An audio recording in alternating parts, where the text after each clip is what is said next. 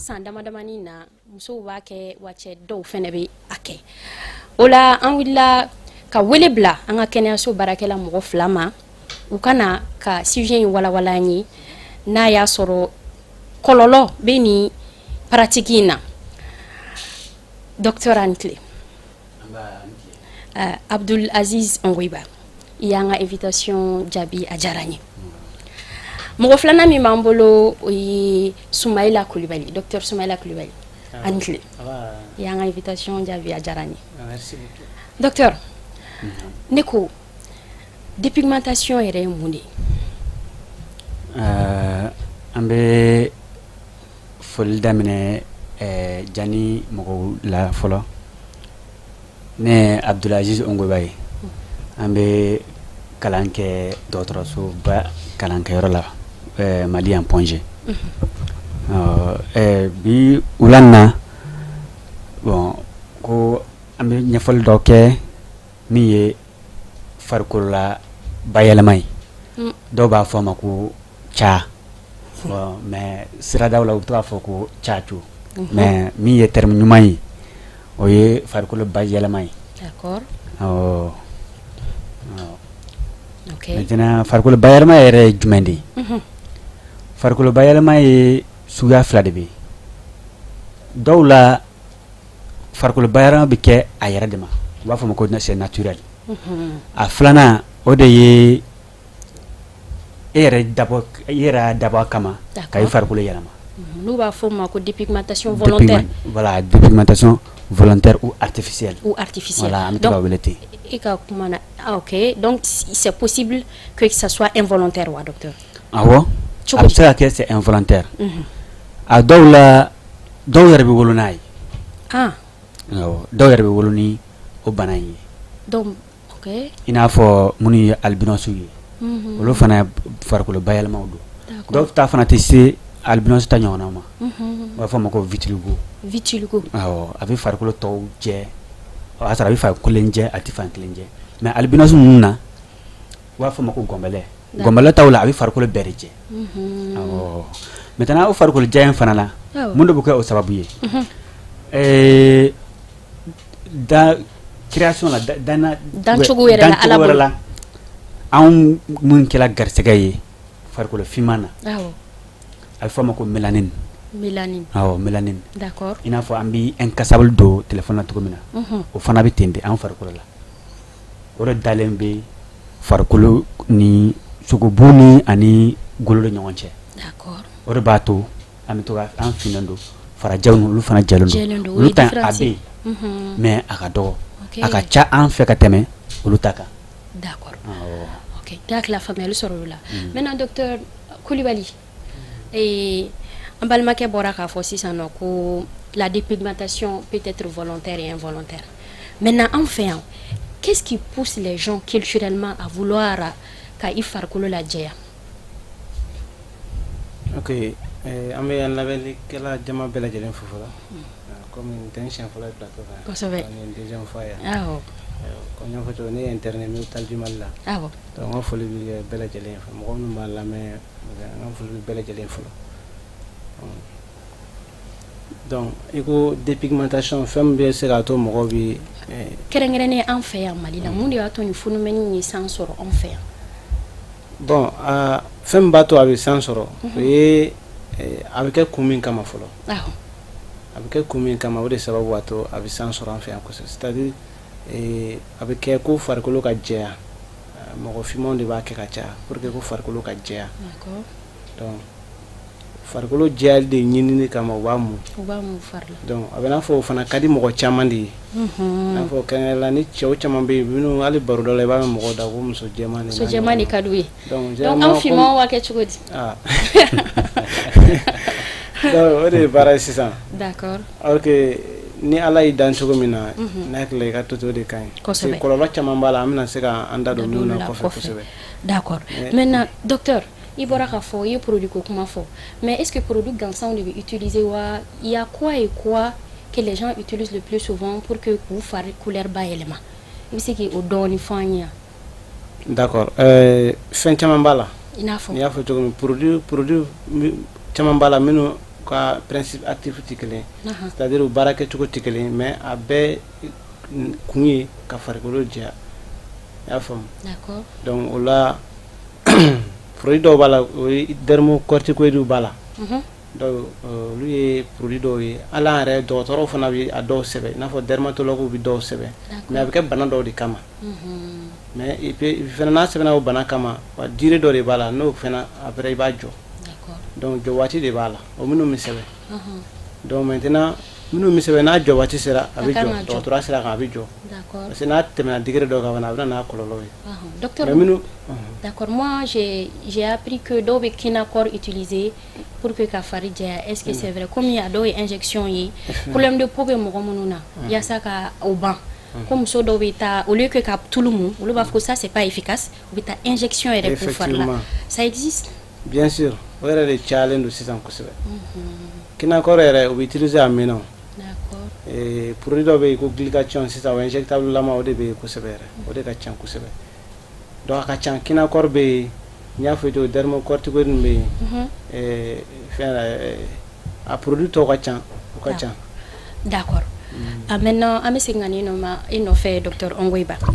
On a appris tout récemment qu'en 2017, selon un article de Jeune Afrique, qui a parmi les pays subsahariens en Afrique, qu'il y a d'abord le Togo, où il y a 59% de femmes qui se dépigmentent la peau.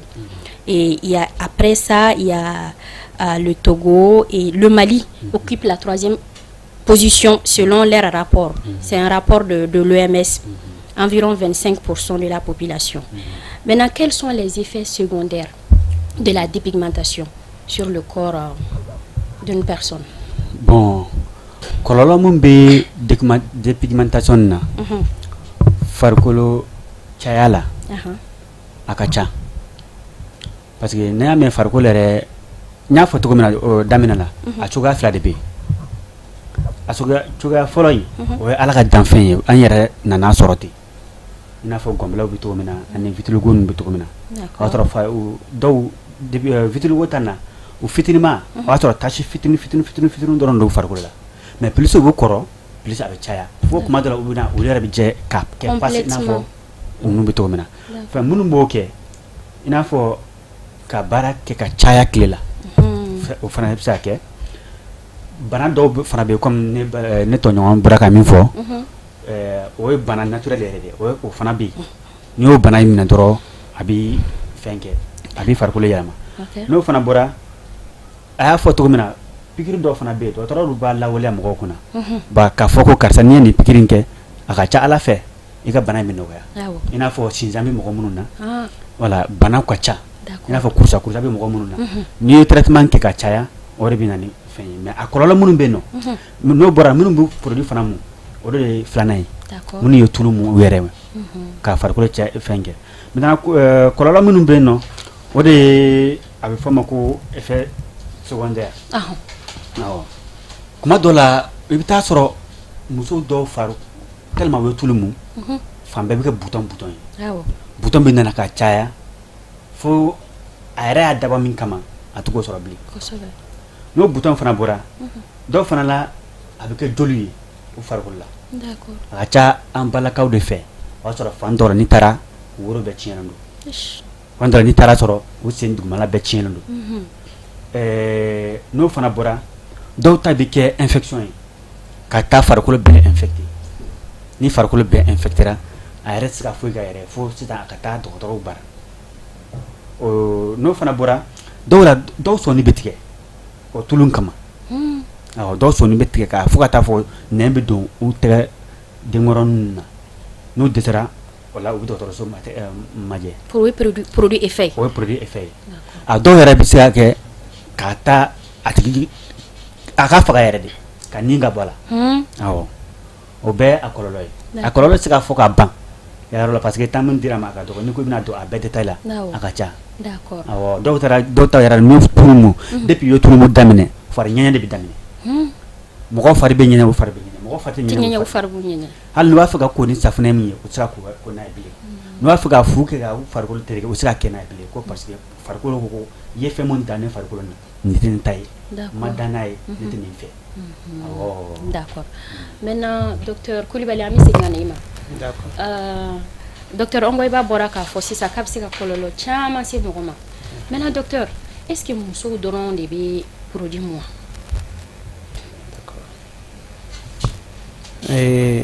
Musow dɔrɔn tɛ produit mun mais an balakaw de a ka ca olu de la kosɛbɛ sinon cɛw fana b'a mun. D'accord. Mais a ka ca muso de la kosɛbɛ.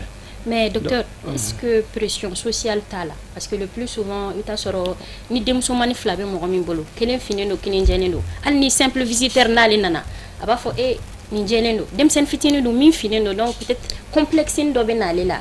Si elle trouve les moyens ka produit san, a b'a mun. Effectivement. Donc, comment est-ce que pression sociale bɛ se ka mɔgɔ pousser ka bila ka tout le monde que selon les dires de vos patients, si toutefois vous en avez eu, qui ont des problèmes de santé, bien sûr. Bien sûr, parce que n'y a fait tout comme depuis damnena, ka damne cɛw yɛrɛ la fɔlɔ, ni cɛ caman de b'a kuma fɔ tan. Société fana kɔnɔna na, i mana taa baarakɛyɔrɔ la ou bien i mana taa yɔrɔ min na, i b'a ye mɔgɔ caman b'a fɔ ko muso jɛman de prioriser len don kosɛbɛ ka tɛmɛ finmanw kan. Kosɛbɛ. Donc, même à travers les publicités, on voit les femmes claires le plus souvent, muso jɛmanw ye ka tɛmɛ finmanw kan. Donc société yɛrɛ kɛcogo société yɛrɛ bɛ k'o de kɛ fɔlɔ. Donc a daminɛ société la dɔw fana bɛ psychologiquement dɔw yɛrɛ tu mana u ye ka k'olu ye finman ye dɔw to o fana kosɛbɛ. D'accord. Donc dɔw ka psychologie yɛrɛ cogo ye kosɛbɛ. Parce que u bolo n'u jɛra jɛ bon a bɛɛ bɛ na dɔ nin de cadre kɔnɔ a bɛɛ pour plaire aux gens. N'est-ce pas? Yeah. Nous sommes dans une société. On se voit bien à travers l'autre quoi quand on sait que l'autre nous aime. Donc il va essayer ka fɛn de kɛ min ka di mɔgɔw ye mɔgɔw ɲɛkɔrɔ o ko de kosɛbɛ. D'accord. Mais docteur Ongoiba, nous revenons à vous. Est-ce qu'il y a-t-il des cas documentés à votre niveau sur les dépigmentations? Est-ce qu'il y a des études sur les cas de dépigmentation? Il y a ça comme rôle à sensibiliser par exemple. Dans les documents qu'il y a là, ou bien des photos, des articles entiers pour dissuader les gens au Kanake. Il y a ces cas-là? Est-ce que docteur yɛrɛ wulila ka ɲɛɲini kɛ a ko la n'a y'a sɔrɔ kalanjugu dɔ kɛra a kama? Voilà. S'il y a des études. Tout à fait. Ni yɔrɔ na n bɛ an ka professeur dɔ fo a tɔgɔ ko professeur Ousmane Faye. Ale de ye yan farikolo kɛnɛya tigi ye Mali yan, ale de y'a ɲɛmɔgɔ ye. D'accord. A n'a a tɔɲɔgɔnw de bɛ baara kɛ mais a ɲɛmɔgɔya dilen bɛ ale de ma. Ale de bɛ mɔgɔw kalan sanfɛ so na ye. 2019 si j'ai une bonne mémoire. Article a date tɛ ne kunna mais école médecine ye pharmacie fana bɛ kɛ yen. Dɔ ye o kalan kɛ mais ale y'a yira ko tulumu a ka ca muso fan fɛ ni cɛw ye wa tulumu fana a kɔlɔlɔ ka ca. A ye kalan yɛrɛ a ye document yɛrɛ de bɔ a kan. D'accord. A ka thèse yɛrɛ bɛnna o de ma. Parce que an fɛ n'i tilara san 7 kalan na i bɛ thèse de kɛ. D'accord. I bɛ san 1 de k'a kan ka taa jateminɛw kɛ dɔgɔtɔrɔsoba minnu na o minnu bɛna consultation na bana i ka thème bɛ mɔgɔ min kan i b'o de ta ka étude k'a kan. D'accord. Mais ale ta in y'a yira ko tiɲɛ yɛrɛ la Mali yan an ma taa jamana tɔ ninnu ta kɛ mais jamana tɔ ninnu ta fana u y'a lajɛ Mali fana ta ka ca i y'a fɔ cogo min na. Je pense que Togo ani c'était quel pays déjà? Togo, Mali, le Sénégal. Le Sénégal. Oui, c'est Sénégal 25% et Togo 59%. Donc Nigeria s'est élevé. Voilà. Au PDB, kadamina Sénégal, Mali, Togo, Burkina Faso, Congo, Al Côte d'Ivoire. Wow. Al Afrique du Sud. D'accord. Mais au temps qu'on a pas yira ko Mali ta, ça a bika yela kosɛbɛ. A bika yela yɛrɛ. Ka fɔlɔ muso minnu kun bɛ se u yɛrɛ kɔrɔ olu de tun bɛ tulumu mais sisan tellement a cayara musow b'a mun hali denmisɛnnin kunda b'a mun dɔw b'a fɔ ko parce que n ye den sɔrɔ den ka kɛ finman ye o man di n ye fo ne ka taa tulu d'o ma. Oui docteur i ka kuma latigɛ dɔw yɛrɛ b'a fɔ ko depuis muso dɔw kɔnɔma u bɛ commencer ka fɛn produit dɔw ta pour que k'u ka den jɛman sɔrɔ. A bɛ kɛ diɲɛlatigɛ la fɛn bɛɛ de bɛ yen bɛɛ n'i ka laɲini don i ka laɲini fana i ye min sɔrɔ o ye yɛrɛ ka di. O bɛ tiɲɛ. K'a fɔ ko i bɛna den jɛman sɔrɔ. O bɛ fara Ala de la. Voilà ni den jɛman sɔrɔ o kɔlɔlɔ kana wuli i yɛrɛ kan tuguni. E yɛrɛ tɛna se ka o den jɛman ye i ɲɛna nafa t'a la. Nafa t'a la c'est vrai. Dɔw bɛ taa pikiri de kɛ u yɛrɛ ye. K'a fɔ ko u na den jɛman sɔrɔ n'u y'o kɛ kuma dɔ la a bɛ fɔ o ma ko RN. Pikiri ninnu caman a bɛ éliminer ka bɔ mɔgɔ farikolo la RN ninnu de fɛ. Min ye sugunɛ ye. D'accord. N'u ye pikiri in kɛ den kɔni bɛ jɛya mais ni den jɛra a ka ca Ala fɛ. E de bɛ problème sɔrɔ tuguni. O i ye pikiri minnu kɛ ou bien i ye furakisɛ minnu ta ou bien i ye tulu minnu a bɛ kɔlɔlɔ bɛ taa i yɛrɛ de kan. Sinon étude bɛ yen a ma ca kosɛbɛ mais étude a kɛlen b'a kan. D'accord. Mais sisan n'i b'a fɛ ka kow ɲɛdɔn an kan ka taa an ka professeur de fɛ yen yamaruya de kan ka ɲini olu de fɛ yen. Cogo min na an ka se ka document ninnu exploiter. Hali n'a ma exploiter pour que an ka se ka kuma a kan parce que dɔgɔtɔrɔya sariya de bɛ yen. Ni i tɛna se ka kuma fɛn dɔ kan yamaruya ma d'i ma yɔrɔ min na bɛɛ n'i ka domaine don. N'i b'a fɛ ka don a tigi ka domaine kɔnɔ i bɛ taa yamaruya de ɲini a fɛ pour que ka se ka voilà sinon a bɛ se ka i poursuivre. D'accord. OK. Hakila faamuyali sɔrɔ l'o la. Maintenant docteur Coulibaly an bɛ segin ka na i ma. Il y a la loi numéro 2017-017 du 12 juin 2017 qui fixe le régime de la publicité.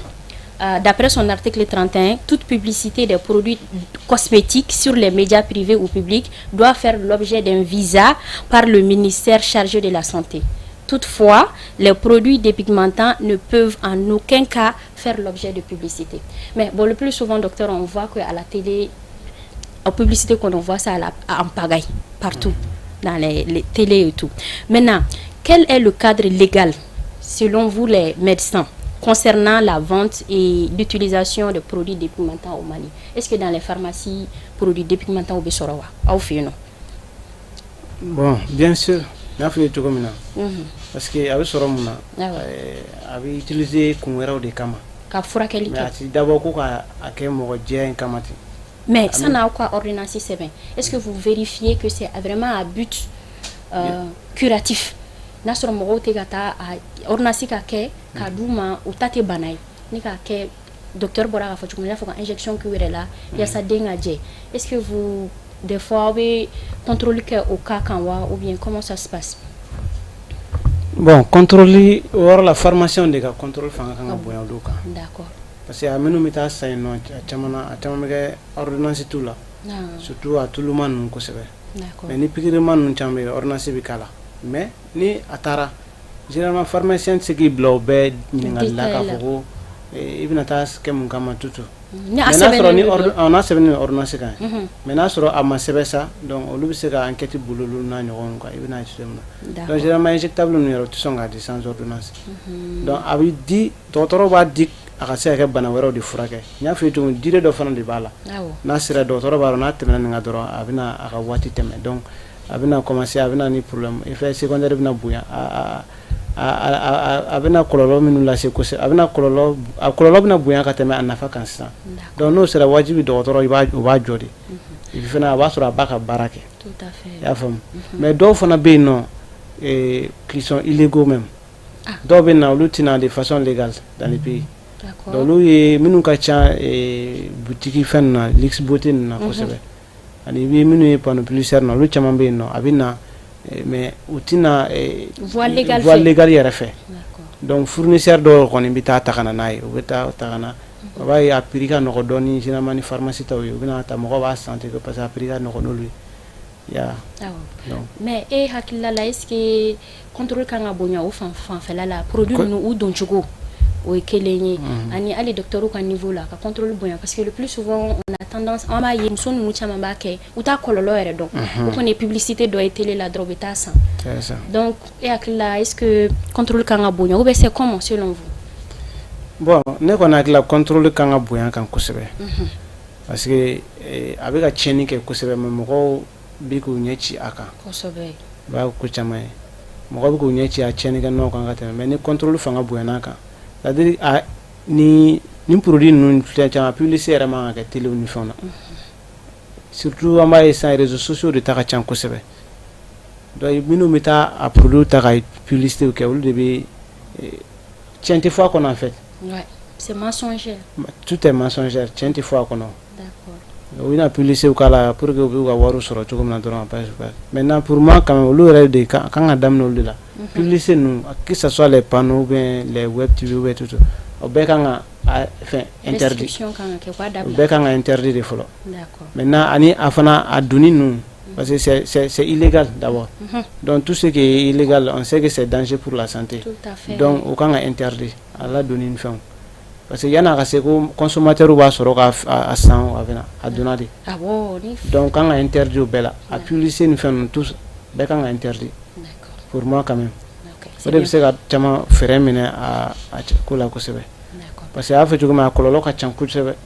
Farkulu bana nu yera we mogo mini abise ka fen jama waro fen. Ina fo tension diabète nu abise ka nanu be tale nyafe ani endocrinopathie chamambe. Insuffisance rénalienne abina nanu be. Ça c'est dans les temps.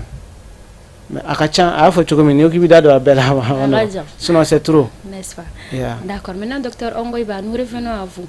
Docteur, nous aimerions savoir quelles sont les recommandations que vous faites aux dames qui ont déjà utilisé ces produits-là, mais qui regrettent et qui veulent revenir. Mounia, tout le monde a farou bou, farila, bouton boula et tout. Qu'est-ce que vous les recommandez? Vu que à Karakaban. Madame la journaliste Togo. Il y a photo comme ça. Comment de la IRA donc il donne kojugu do kono. Mais ten koshi o de kojugu. Kosovel. Ni tulu tanyena e fa bolo i tabina nye. Kosovel. Be hal ni tanyena. Ko fait? Il regrettera i tena.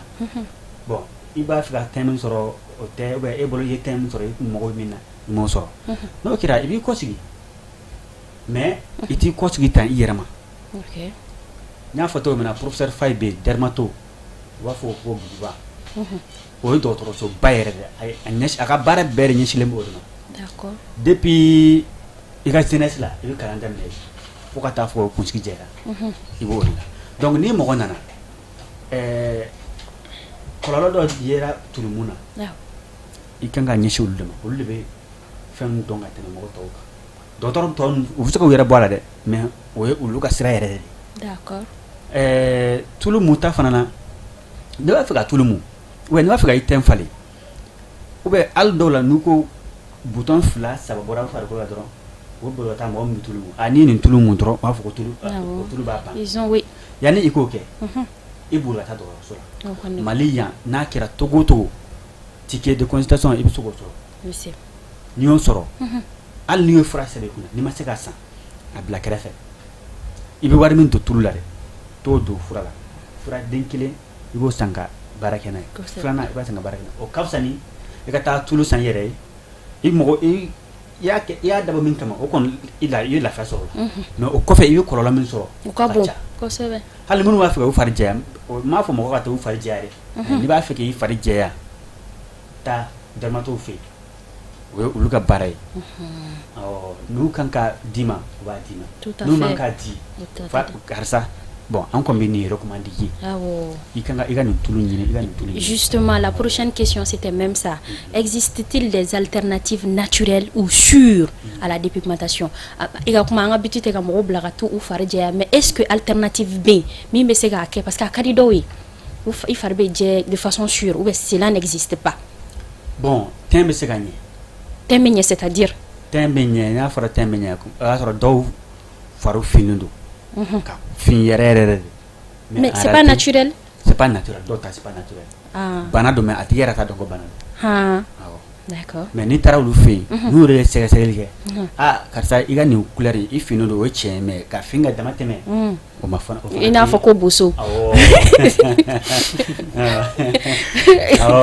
o fanate normalier mo do fana be o far jelendo lu bolo o far jey naturel redo mais en réalité bana de bola Djemant ta fene. Djemant ta fana be. OK. C'est que maladie. Abisa que maladie. Comme mo djemant do fana be pour tout le monde comme. D'accord. En tout le monde farija do yi. Mo be tout le monde académie wa mo. Sinon farija o farima jaw e ko bi no.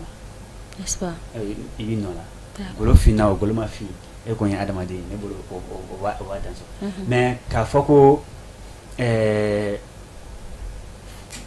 ni mɔgɔ an bɛ se ka mɔgɔ bilasira mun bɛ ka tulu mun ye produit dama bɛ di dama de bɛ u ka tulu ninnu na ou bien piqûre ninnu na ou bien fɛn wɛrɛw la mun bɛ fari jɛya i n'a fɔ hydroquinone ne balimakɛ y'a fɔ cogo min na corticoïde o fana bɛ yen mais corticoïde n t'o tɔgɔ dɔn bamanankan na mais an b'a wele ko corticoïde d'accord awɔ n y'a fɔ cogo min na sisan bana furakɛ fura minnu ye o n'a ɲɔgɔnnaw awɔ mais a dɔw fana bɛ yen acides don awɔ acides don olu bɛ mɔgɔ bɛ o acide de utiliser pour que fari ka jɛya mais dɔgɔtɔrɔ kɔni t'a f'i ye karisa taa tulu mun pour que fari ka ɲɛ mais n'i b'a fɛ k'i tɛn falen ka tɛn ɲɛ mɔgɔ dɔw bɛ u finen don mais u cɛ ka ɲi kosɛbɛ filɛ cogo bɛ yen mais mɔgɔ dɔw fana bɛ yen o jɛlen don mais o fari tiɲɛnen don voilà tiɲɛnen don donc n'i b'a fɛ k'i fari de ɲɛ taa dɔgɔtɔrɔw sɛgɛrɛ minnu ye dermatologue ye hali ni ma se dermatologue fɛ yen parce que dermatologue an fɛ yan a ma se ka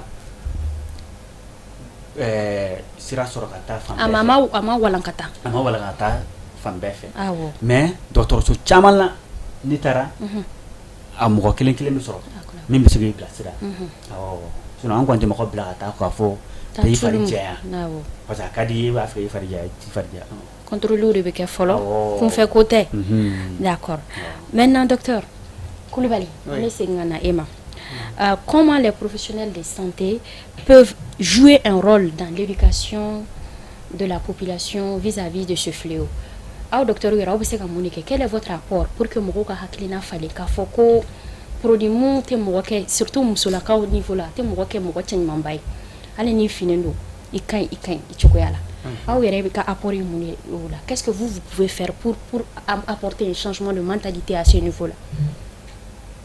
Ok, merci beaucoup Adjaratou.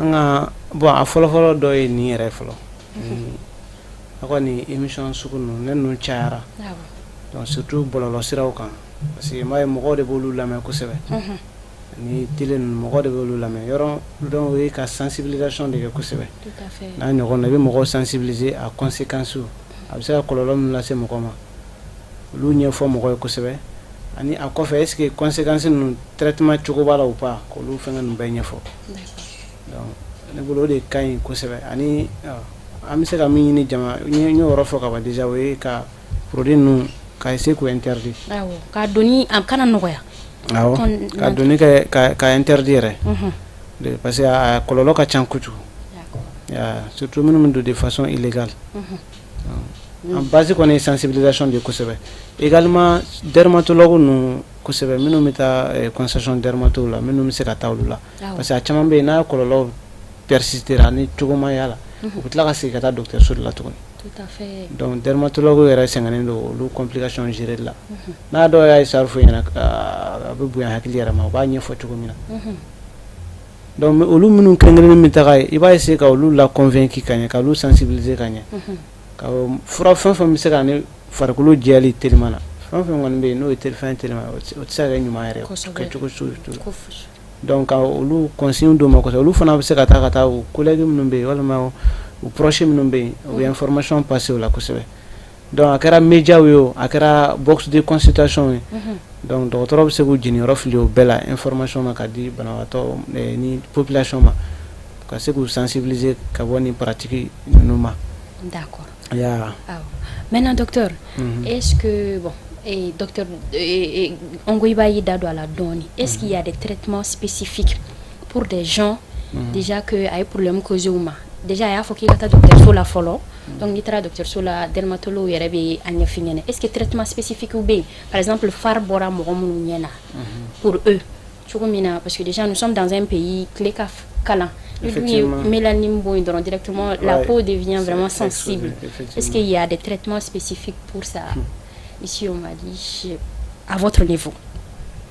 Bon, traitement, c'est difficile à mon ordonne. N'est-ce pas? Parce que la plupart des lésions, c'est des lésions irréversibles, c'est-à-dire que les lésions ne se cassent pas.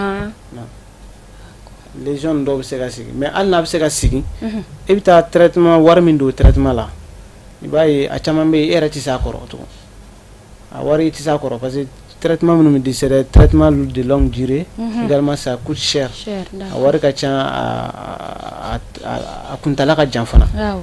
Donc là-bas e bɛna tila ka décourager de parce que a bɛna wari bɛ ka wari don e kunna a bɛ ka wari fɛn e bɛ tila ka décourager traitement la donc mieux vaut yan'a ka s'o ma i kana se k'a kɛ o de ka ɲi o de kɔni ka fisa i y'a faamu sinon traitement bɛ se ka k'a la mais c'est pas facile a ma nɔgɔn mais a coût tɛ nin man di bɛɛ fɛ n'est-ce pas c'est ça d'accord donc a caman yɛrɛ b'a la i b'a ye n'u ye rendez-vous kelen ni fila ni fɛnw kɛ ka ban o bɛ décourager o bɛ décourager produit bɛ san surtout i b'a ye a fɛn ka suma évolution ka suma donc banabaatɔ dun filɛ nin n'i ye traitement i ye produit i ye fɛnw san par exemple i ka produit sera fo 10,000 dɔɔnin ma mais i bɛ k'a ta fo i bɛ ka se kalo kelen ma i ɲɛ tɛ évolution na kosɛbɛ i b'a fɔ cɛ est-ce que ninnu yɛrɛ ka furaw yɛrɛ c'est efficace caman bɛ i bɛ tila ka décourager alors que ça demande du temps aussi voilà donc a caman bɛ ye irréversibilité fana o de ka ca la fana lésion ninnu caman bɛ a tɛ se ka segin tugun d'accord maintenant docteur Ongoiba docteur Coulibaly bɔra k'a fɔ sisan ko il y a des lésions qui sont irréversibles n'a kɛra fari la ka ban a tɛ se ka tunu tuguni o kɔni on vit avec n'o dun kɛra mɔgɔ la accident ma s'i ma i yɛrɛ ka fura sanni kɛnɛ ka tâche bila i la surtout muso parce qu'on accorde beaucoup d'importance à ce que les gens voient quoi. Les femmes sont plus visuelles. Est-ce que aw ka patient dɔw kɛra minnu taara ou déprimés là ils ont eu des problèmes de je sais pas, jeu d'eau quand jusqu'à ce qu'on ait une dépression qu'on a. Comment vous gérez ce cas-là? Comment ça se passe?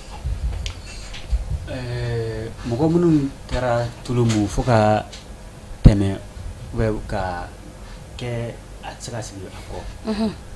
Bon, a cas man ca comme balimakɛ y'a fɔ cogo min na a traitement de ka gɛlɛn dɔɔni. D'accord. Sinon a traitement la plupart a bɛ se ka traiter. A caman bɛ a bɛ se ka traiter. D'accord. Mais i y'a fɔ cogo min na an ka jamana ye jamana mɔgɔ bɛɛ tɛ se ka fura san comme il le faut. Awɔ donc ni gɛlɛya bɛ dɔɔni a ka gɛlɛn. Mɔgɔ caman bɛ na u ka tuluko in na n'u nana fari tiɲɛlen don.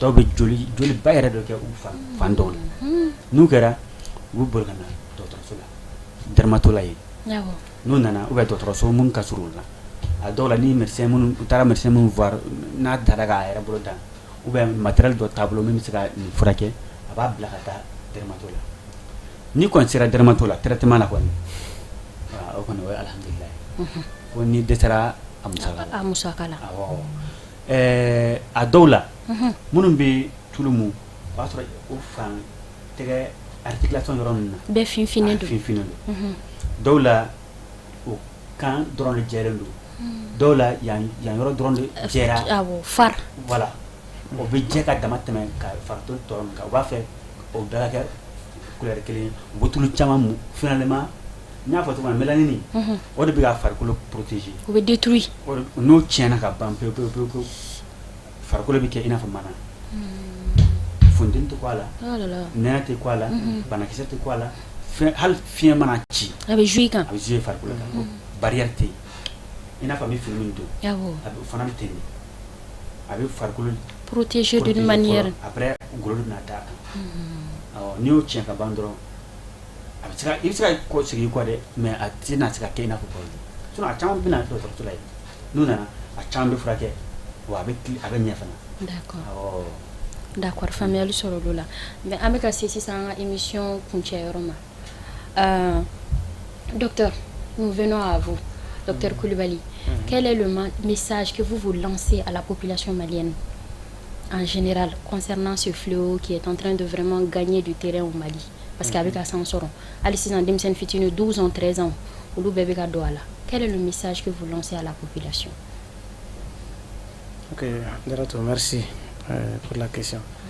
Bon, message bɛ min bɛ n bolo ka fɔ maliyɛnw ye bon bɛɛ parce que Mali dɔrɔn tɛ ka ca hali tubabula fana bɛ yen an fɔ cogo min o de bɛɛ ka k'i yɛrɛ n'i y'o dɔn i yɛrɛ la ka ban donc ti sɔn nin ko sugu ninnu ma en général parce que a but bɛɛ ye caman tɛ dɔwɛrɛ ye pour plaire aux gens. Tout à fait. Donc bɛɛ ka k'i yɛrɛ n'i sera ka i yɛrɛ dɔn ka fɔ ko nin ala de ne golo nin di ne ma donc k'o minɛ ten a tɛ se nin bɛɛ la n'ala ka jɛ a tɛ se fo ka taa se kɔlɔlɔ ko ninnu ma a tɛ se i ka taa furaw san tulu ta k'o mun ou bien pikiriw kɛ pour que n ka se ka kɛ tan fɛn wɛrɛ yala min dan cogo min donc bɛɛ ka k'i yɛrɛ ye et ça va Oui, ça va. Également, interdiction nous faisons. Donc, oui, jamana yɛrɛ bɛ se ka dɛmɛ minnu kɛ a ko la. Ka vente publicitaire nous, panneau publicitaire nous ka dans ce quoi, qu'à réglementer également. Et le plus souvent, des fois même à bien, c'est dans nos textes, mais en tardant. Et pourtant, on dit que nul n'est censé ignorer la loi. En loi donc donc malien ka yɔrɔ dɔ fana faamu o de u bɛ ka priorité di mɔgɔ jɛmanw ma cogo min na fana donc mɔgɔ u bɛɛ ye an ka u bɛɛ ye an ka se an ka don an ka yɛrɛ dɔn u bɛɛ b'o kɔnɔna na parce que an bɛɛ plupart bɛɛ ye farafin de ye on est tous des noirs donc n'a fɔra ko an bɛɛ ye farafin de ye mais an bɛ ka tila ka mɔgɔ jɛmanw fana prioriser donc bɛɛ ka k'i yɛrɛ dɔrɔn tout à fait. Maintenant, docteur Ongoiba, déjà parlant de recommandations et le message que vous passez à la population malienne en général concernant ce fléau-là. Déjà, il a touché un point, parce que le plus souvent, avec pour que la couleur fasse il m'a soyé d'une manière. Est-ce que vous ne pensez pas que la colonisation, ça a laissé un peu un impact de ce côté-là? La colonisation n'a pas joué un point sur nous, au point qu'on se dise que notre peau, on doit remédier ça. Qu'est-ce que vous en pensez? Bon, on a la colonisation n'a pas d'autres envolés à et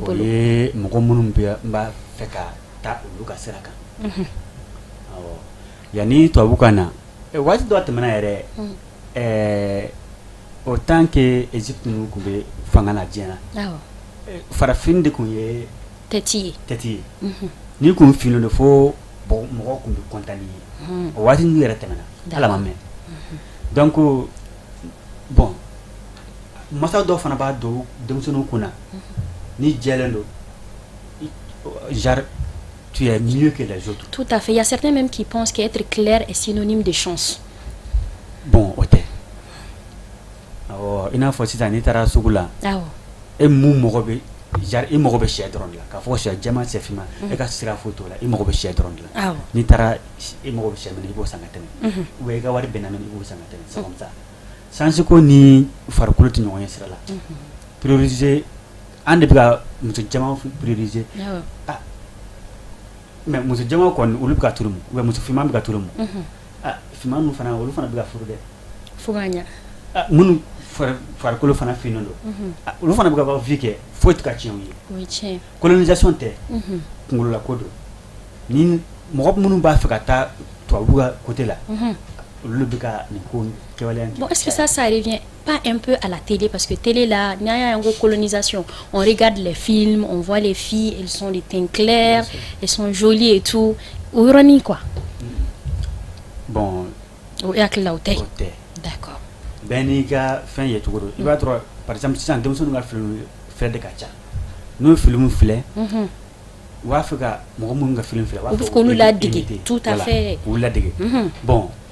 Al o la degel la sika la degel ka soro manke afar kule to abu ka côté depuis donc moko do barake to abu bolo fuka ke ni tous les yere al ka fo producteur tous les yere ka mu far kule ma de ya yoro na am sinamu fo bojonu bojo ke tarata bojo muso tarata tout le muka aburo adna jana abga finga ale bga finga ta mai ale ta gara effet contrôler kama seni ama so ma ale ta ga buru temu ga couleur sangue jana donc bojo kwani ka kola ulutika changer ya depuis bojo be to una na ta colonisation na uluma fani ulu contrôle no parce que bojo jema ka dogon c'est très exceptionnel. Imaye ote colonisation no e ulu era colonisera amber colonisera mais ulu tora o chugoyala donc begato chugoyala voilà begato ni maintenant un dernier message avant qu'on sananga émission kunche. Bon, dernier message mun bene bolo mina damena foli la o ye awere awuni an wele ni émission na tiens la émission chama be ke mi ye émission hakil daele mancha bibina Afrique mo be émission mun o hakil daele santé domaine durante a fampe no chera bebi sigi yerama tout à fait o ko fa sisan an be kalo min na o ye octobre kalo ye octobre kalo ye muso caman be u degelenba do sinko la bon an b'o o waati de la sisan a dɔw yɛrɛ bɛ kɛ consultation gratuite la awɔ bɛɛ k'i kɔn ka taa ni examen ninnu kɛ u ka taa lajɛ n'a sɔrɔ kuru dɔ bɛ u sin na awɔ octobre rose o ye message ye min bɛ ministère de la santé bɛ ka min bɛ ka lancer population bɛɛ o ye diɲɛ musow bɛɛ de ma d'accord awɔ n'o bɔra an bɛ foli lase an ka secrétaire général o ye Abdoulaye Sidibe fulakɛ do fula ka ko man d'an ye mais an ɲɛmɔgɔ do fula dɔ yɛrɛ sigilen bɛ yan n'a ɲɛ ye keba fulaw kɛra an sinankun ye sisan o tun t'a la mais an y'o dɔ la sisan yɔrɔ dɛ ale y'an ɲɛmɔgɔ ye santé publique commune 6 la d'accord je salue aussi mon collègue qui est là et aussi tous les agents de santé du Mali ani dermatologue o sɛgɛlen do n'est-ce pas o sɛgɛlen do kuma parce que an muso an bɛ tulu mun an bɛ tila ka taga olu de nɔfɛ kuma bɛ ɲini k'u banna a dɔw yɛrɛ b'u dɛsɛ ni tulu mun daminɛ dɔrɔn o ni hɛrɛ farala u boli ka taa dɔgɔtɔrɔ nɔfɛ karisa n nana dɛ n sɛgɛnna dɛ surtout musow an tɛ ko supporter voilà donc o ɲa yɔrɔ na o folenba do u cɛsirilen do yɛrɛ yɛrɛ de u cɛsirilen do depuis ne yɛrɛ Mali dɔn sisan u bɛ ka cɛsiri min kɛ dɔgɔtɔrɔya côté na a kun man ca mais sisan u cɛsirilen do yɛrɛ yɛrɛ a baara kan pour que a ka se ka ɲɛ sɔrɔ et puis u b'a fɛ ka propager Mali fan bɛɛ fɛ dermatologue ka sɔrɔ fan bɛɛ voilà u b'a fɛ o de kɛ